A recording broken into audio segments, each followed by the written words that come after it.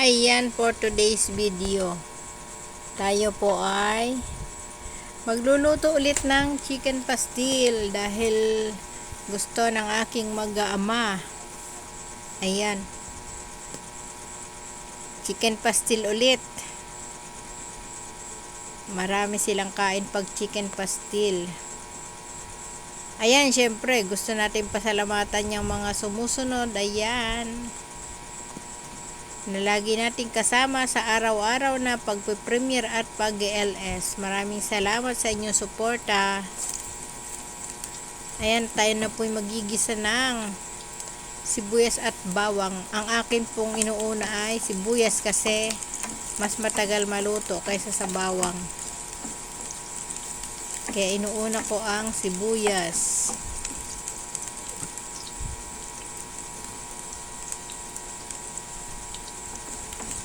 Ayan, ating iprito-prito muna ang sibuyas. Guys, habang ako'y nagbo-voice over, ako'y inaantok na pa rin ang hikab ko kasi gabi na. Sinasamantala kong may internet, tapos naka-LS ako sa YT, naka-LS ako. Kasi baka bukas wala na namang internet. Ayan.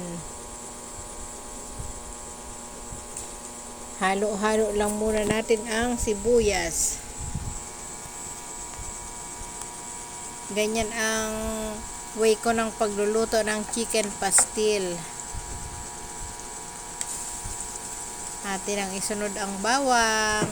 Ayan. Tapos halo-halo lang ulit. Ako'y lubos na nagpapasalamat sa lagi ninyong pagsama sa akin, sa aking mga video. Kahit ako'y baguhan lang ay marami kayong sumasama sa aking mga premiere at LS.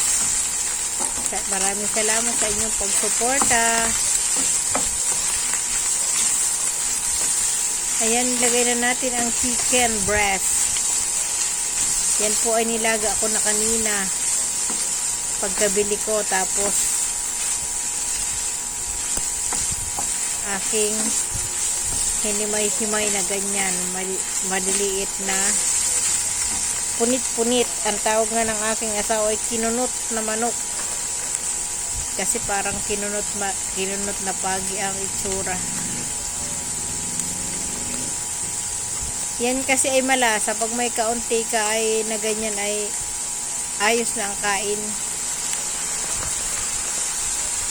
Yan, nilagyan ko na yan ng aswete para medyo may kulay. Halo-haluin ulit natin yan. Imekos-mekos.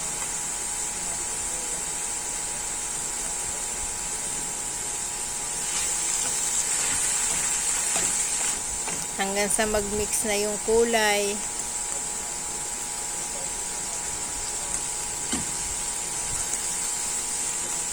Ayan, lagyan na natin ng turmeric powder or luyang dilaw.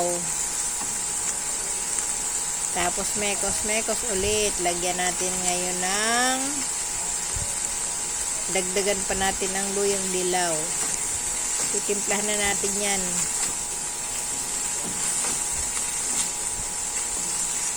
Sana naman ay wala akong nakalimutan sa aking mga pinasasalamatan. Lahat ay nailagay ko. Sana ay wala akong nakaligtaan. Ayan. Nilagyan ko ng asin. Dahil nakalimutan kong lagyan ng toyo. Asin ang nailagay ko. Pero masarap din naman. Dapat toyo ang inilagay. Lagyan natin ng chicken broth. Ayan. Yung sabaw ng pinaglagaan niya para malasang malasa.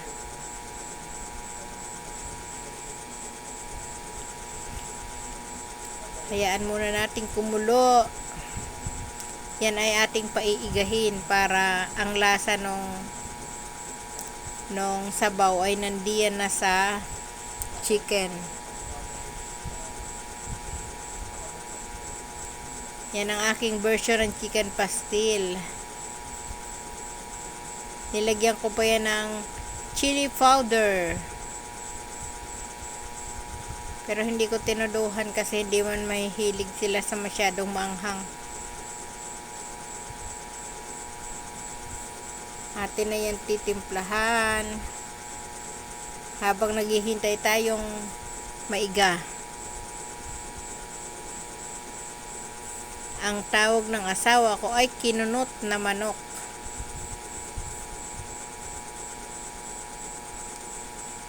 Ang Muslim mahilig magluto ng ganyan. Yung may luyang dilaw na powder. May hilig sila sa maaanghang.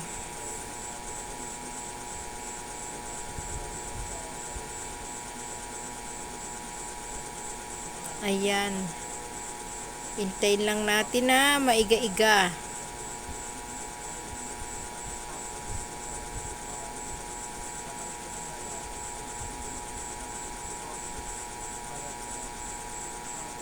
Ganyan po ang pagluluto ko ng chicken pastil. Nung pagkaluto, hinahanap ng asawa ko, wala daw green peas or garbanzos. Kasi nung minsan ako nagluto, nilagyan ko ng garbanzos yung isa. Tapos nung sumunod ay ginilagyan ko naman ng green peas. Experiment kung alin ang masarap. Pero mas gusto ng asawa ko ang may ganun, may green peas or garbanzos. Kaya lang ay hindi ko na nilagyan. Purong chicken breast na yan.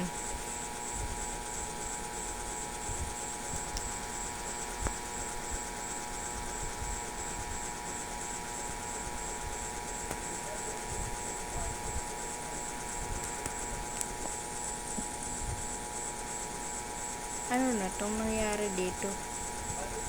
Ba't nawala?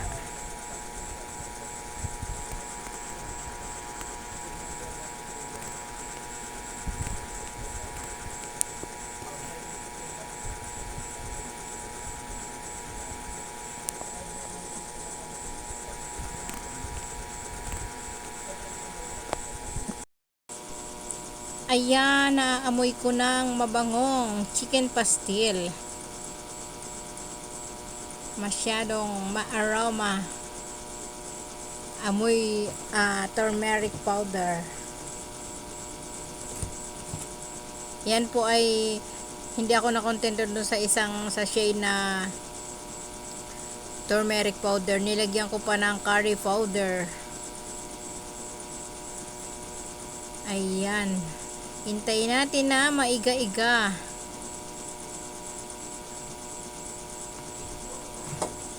Gusto ko kasi pag nagluluto ako nito ay yung iga. Yung iba pag nagluluto niyan maraming mantika. Halos lutang sa mantika. Ayoko ng mamantika kaya iniiga ko. Hindi safe sa kalusugan ang oil. Kaya inalis ko pati yung balat ng breast. Inalis ko.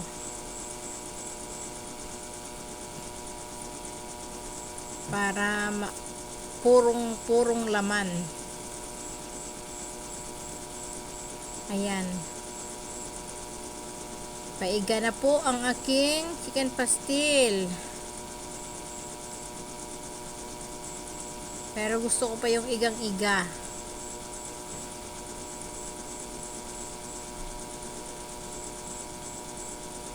Kaya halo-halo muna.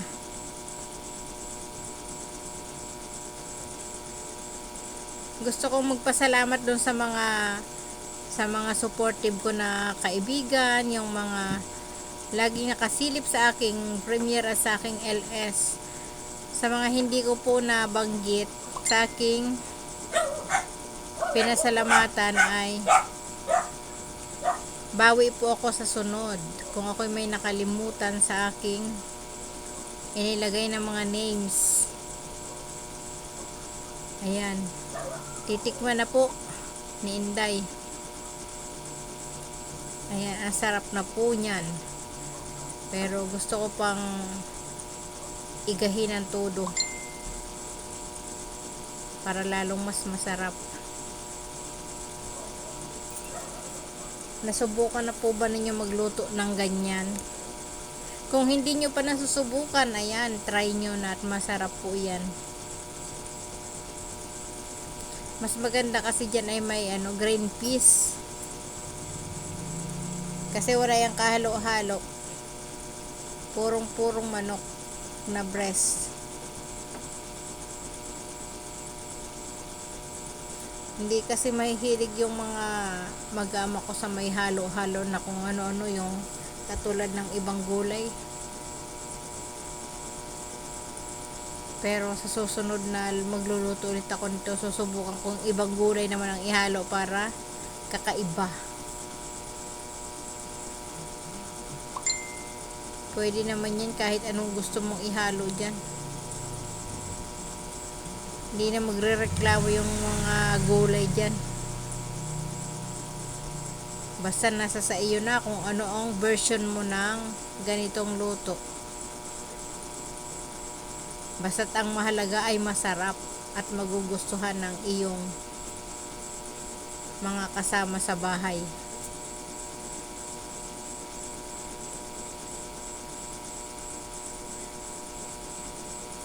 Ayan. Malapit na po nating ahunin ang chicken pastel.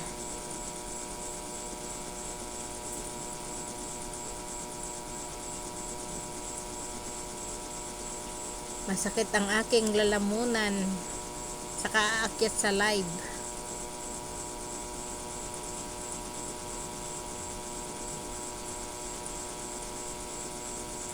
Pagpasensyahan na ninyo ang aking video kung nauulit kasi yan lang ang tangi kong maiilathala. Maraming salamat sa inyo na kahit na ganyan lang ang aking video ay nanonood pa rin kayo. Ayan, okay na ang aking chicken pastel. Maraming salamat sa panonood. Ayan. Don't forget to like and subscribe. And hit the notification bell. Thank you so much. Bye for now.